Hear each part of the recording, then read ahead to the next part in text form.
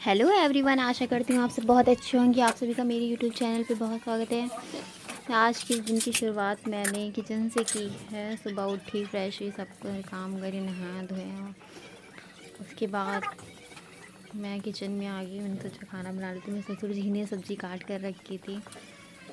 बच्ची के साथ इतना टाइम नहीं मिल पाता है कि मैं कुछ काम कर सकूँ। वो थोड़ा बाहर घूमने गया तो मैं जल्दी जल्दी अपने कामों को निपटा लेती हूँ। आपके साथ भी ऐसा ही होता होगा, सुबह के रश में कुछ काम नहीं कर पाते होंगे। अभी मेरी सफाई वगैरह सब बाकी है क्योंकि मैं नहीं कर पाई थी इतना जल्दी काम। पॉसिबल नहीं होता है, ये तो मेरे ससुर साथ दे देते तो हो भी जाता है। आप भी मुझे कमेंट में बताना कि किसकी फैमिली इतना सपोर्ट करती है। प्याज में बहुत ज़्यादा मतलब आंसू आ रहे थे, बहुत ही ज़्यादा। इतनी झाड़ दी। मैंने सोचा क्यों ना आज फटाफट हरी सब्जियां बना लेते हैं। ठंड के सीज़न में हरी सब्जियां ही अच्छी लगती हैं। आप भी ज़्यादा से ज़्यादा हरी सब्जियां ही खाना या कीजिए। और मेरे घर बेबी है तो बेबी के लिए भी बहुत ही ज़्यादा ज़रूरी है। मैं सरसों का साग इसे उबाल कर बनाती हूँ जिससे इसका पानी ख़त्म हो जाता है और बहुत ही ज़्यादा स्वाद लगता है। एक बार आप भी ऐसे ट्राई करिए। उसे पहले उबाल लीजिए और उसके बाद उसका छौंका मारिए। बहुत ही ज़्यादा ये टेस्टी लगता है, यकीन मानिए। मैं एक तरफ भिंडी की सब्ज़ी बना लूँगी और एक तरफ सरसों को चढ़ा दूँगी साग, क्योंकि दो सब्जियां थी रखे रखे ख़राब हो जाती तो क्या मतलब है। जी मेरे साथ थोड़ी सी गलती हो गई थी कि मैंने इसे पानी रहता है ना कंचुल में, मैं हर चीज़ धोकर यूज़ करती हूँ, चाहे वो धुली हुई रखी हो या ना रखी हो। तो मैंने इसे गरम गरम ही कपड़े से पोंछ दिया था, देख सकते हैं आप। तो इसमें लग गया था तो मैंने उसे किनारे रख दिया। उसमें कपड़े का ही प्रिंट लग गया तो मैं दूसरा कंचुल उठा ली। और मैं साग को भी धो लूँगी। बहुत ही अच्छे से साग को धुलना बहुत ज़्यादा ज़रूरी है। इसमें इतनी ज़्यादा डस्ट होती है, जो गांव में रहते हैं उनके लिए तो डेली ये सब चीज़ें बहुत आसानी से मिल जाती हैं, पर हम लोगों को इतनी आसानी से चीज़ें फ्रेश नहीं मिल सकती हैं। और मिलती भी हैं तो फिर सुबह ही के टाइम पर मिल पाती हैं। शाम के टाइम पर सब्ज़ी लेने जाओ तो इतना फ्रेश नहीं होता है। तो इसलिए तो रात में ही आ गया था तो इतना ज़्यादा ही फ्रेशनेस नहीं है। मैंने सोचा और ना ख़राब हो जाए, इसलिए मैंने बना लिया इसे। मैंने भिंडी बनाने के लिए एक तरफ प्याज को भी भुनने के लिए छोड़ दिया है। जब अच्छे से ब्राउन हो जाएगा तो मैं भिंडी भी बना लूँगी। मुझे बहुत जल्दी जल्दी काम करना पड़ता है क्योंकि मुझे ये भी डर रहता है कि कहीं मेरा बेबी आ गया तो मैं काम छोड़कर कहाँ जाऊँगी। उसके साथ पॉसिबल नहीं होता है कि एक हाथ में उसको लेकर काम करो। कल रात तो ये हुआ था कि मेरे हस्बैंड खाना खा रहे थे, वो सोकर उठ गया था तो एक हाथ में उसको ली और फिर एक हाथ से मैंने रोटियाँ बनाई। ये अक्सर सभी के साथ होता है तो इसमें कोई बड़ी बात नहीं है। माँ होना भी आसान नहीं होता है। मैंने भिंडियाँ बना ली, धुलकर मैंने काटा हुआ था इसे। मेरी साफ़ सफाई भी किचन की सॉरी कमरे की सारी बाकी है। अभी मैंने कुछ नहीं करा है, सिर्फ मैं खाना बना रही हूँ क्योंकि लेट हो जाता है खाना बनाने में, तो भूखे भी रह जाते हैं हम। ये मैंने बेसिक मसाले डाल दिए भिंडी में, जैसे कि हल्दी, मिर्चा, धनिया, गरम मसाला, ये हल्का। हाँ, एक चीज़ मैं आपके साथ शेयर करना चाहती हूँ, बहुत ही इंपॉर्टेंट है। जब भी आप भिंडी बनाओ उसमें आधा टेबल स्पून जो है चीनी डाल दें। उससे भिंडी लिस जैसे, मतलब बहुत सी लोगों की होती है कि भिंडी मिल जाती है, तो वो ऐसा आपके साथ नहीं होगा। अगर आप ऐसा करेंगे तो बहुत ही टेस्टी बनेगी। और साग बनाने के लिए आप पहले उसे उबाल लें, इसके लिए कढ़ाई को अच्छे से गर्म कर लें। उसमें थोड़ा सा तेल डालें। तेल डालने के बाद तेल को भी अच्छे से गर्म हो जाने दें। उसके बाद अपना साग जो आपने धोकर रखा उसे अच्छे से पानी उसका निकाल लें और उसे उबालने के लिए छोड़ दें। उसका पानी सारा जब अच्छे से, ज़्यादा टाइम भी नहीं लगता है ऐसे। अगर आप साग को छौंक कर बनाएंगे ना तो आपको बहुत टाइम वेस्ट होता है। आप सोचते होंगे कि एक बार बन जाएगा, ऐसा कुछ नहीं होता है।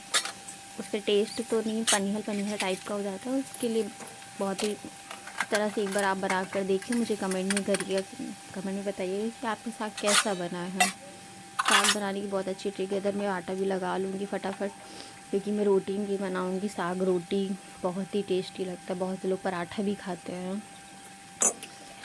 लेकिन मुझे साग रोटी ज़्यादा अच्छा लगता है। मेरे हस्बैंड को साग पराठा बहुत अच्छा लगता है। मेरी मम्मी को भी साग पराठा बहुत अच्छा लगता है, लेकिन मुझे साग के साथ रोटी घी में चुपड़ी हुई बहुत टेस्टी लगती है।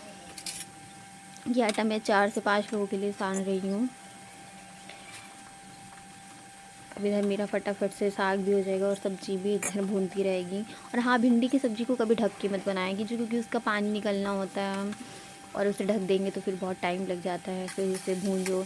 इससे अच्छा है कि आप उसे खुला ही पकाएं, तो इससे क्या होता है कि उसका पानी अच्छे से जो है सब ख़त्म हो जाता है और बहुत ही टेस्ट आता है उसमें। और नमक वगैरह मैं स्टार्टिंग में ही डाल देती हूँ, लेकिन मैं आपसे कहूँगी कि आप लास्ट में डालें क्योंकि कभी कभी नमक ज़्यादा भी हो सकता है और कम भी हो सकता है। मुझे तो अंदाज़ा हो गया, तो मुझे कोई फ़र्क नहीं पड़ता है। लेकिन हाँ, जो बिगनर्स हैं उनके लिए फ़र्क पड़ता है, तो आप कोशिश करें कि आप बाद में डालें।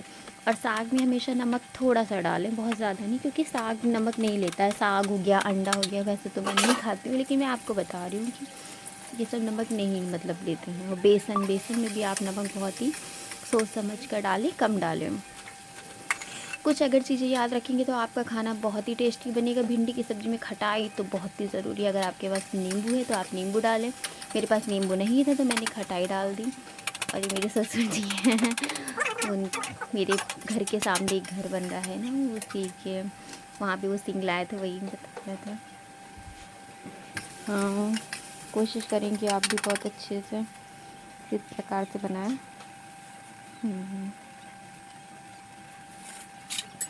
मैं साग के लिए थोड़े से मिर्च काट लूँगी हरे, साथ ही साथ में काम करती चलूँगी।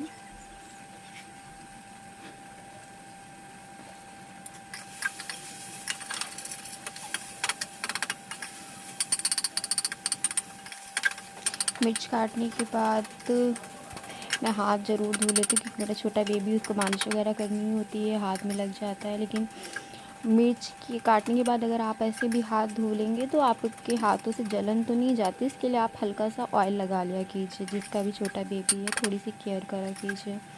और हाँ, मुझे एक बात आपसे पूछनी थी कि मुझे ये बताइएगा कि आप में से बच्चों को, छोटे बच्चे जिनके घर पे, काजल कौन कौन लगाता है? वैसे तो मैं काजल नहीं लगाती अपने बेबी को क्योंकि डॉक्टर मना करते, लेकिन मुझसे कुछ लोगों ने ऐसा कहा है कि अपने बेबी को आप काजल लगाया कीजिए। लेकिन मुझे ऐसा लगता है कि काजल लगाने से कोई ख़ास फ़र्क तो नहीं पड़ता है। अब मैं जा रही हूँ अपने कमरे की फटाफट सफाई कर लूँगी। उधर मैंने सब्ज़ी को ढक दिया है, दोनों को। भिंडी की सब्ज़ी बन ही गई थी तो मैंने उसे ढक दिया है। और सरसों के साग का भी पानी निकल रहा है। मैं इधर फटाफट अपना कमरा साफ़ कर लूँगी। फ्रेश धनिया मेरे ससुर जी शाम को लाए थे, मैं इसे भी फ्रिज में अच्छे से धो कर अभी रख दूँगी। बहुत फ़ैल हो जाता है। किसके किसके घर में ऐसा सुबह सुबह होता है, मुझे ज़रूर कमेंट में बताइएगा। कंबल इतने भारी हो जाते हैं। अब तो दिन में ठंड गर्म रहती है और शाम को इतनी ठंड होने लगती है तो कुछ समझ में ही नहीं आता है। कपड़े इतने फैले रहते हैं, सबके घर में फैले रहते होंगे। ये मेरे बच्चे के कपड़े हैं, इसके तो बहुत ही ज़्यादा कपड़े रोज़ हो जाते हैं। ये मेरे हस्बैंड सुबह चले गए थे, उसके बाद उनकी तो रोज़ की आदत है इधर उधर फैला कर जाना। बाद में पागलों की तरह इसको सही करते रहो, बहुत टाइम लग जाता है चीज़ें सही करने में, उठाने में, रखने में। लेकिन ये तो रोज़ का ही है, सुबह शाम चलता रहता है। डस्टिंग भी अभी तक करना है मुझे।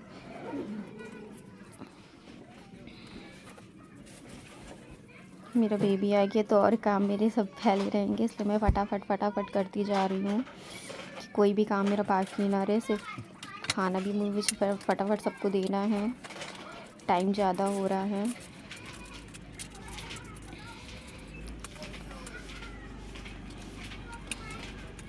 मैं डस्टिंग कर लूँगी फटाफट।